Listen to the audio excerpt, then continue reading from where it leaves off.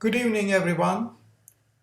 Today, I'd like to talk about the Israeli-Palestinian conflict.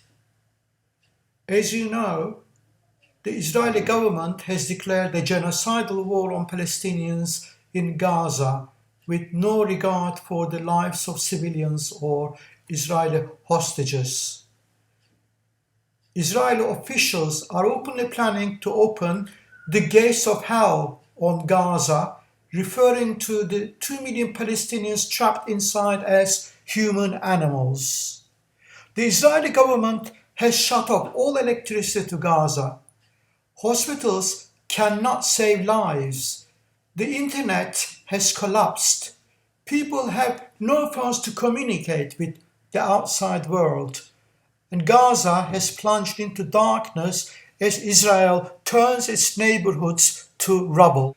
Still worse, Israel has openly stated an intention to commit mass atrocities and even genocide, with Prime Minister Netanyahu saying the Israeli response will reverberate for generations, and all with the full-throated support of the US and the ruling government of the UK. On Friday, the Israeli military called for all civilians of Gaza City, 1.1 million people, to relocate south within 24 hours as it amassed tanks for an expected ground invasion. The UN said evacuating everyone was impossible with power supplies cut and food and water in the Palestinian enclave running short after Israel placed Gaza under total siege, and said it would have devastating humanitarian consequences.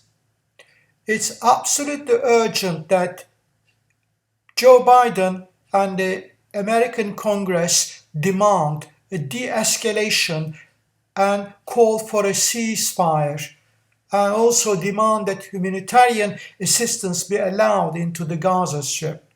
We must not exacerbate and fuel violence by further aiming the Israeli government as it commits mass atrocities.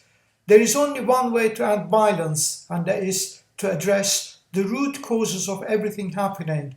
That is 75 years of Israeli military occupation and apartheid, and end US complicity in this systematic oppression.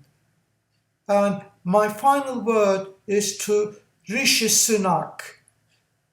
Shame on you. You are a son of a migrant Asian family.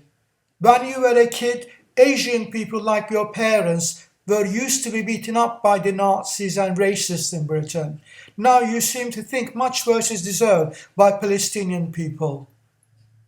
And what do you think you will do if some of these Palestinians come to Britain as refugees? Where do you think you will send them to? Thanks for listening and watching. Good night.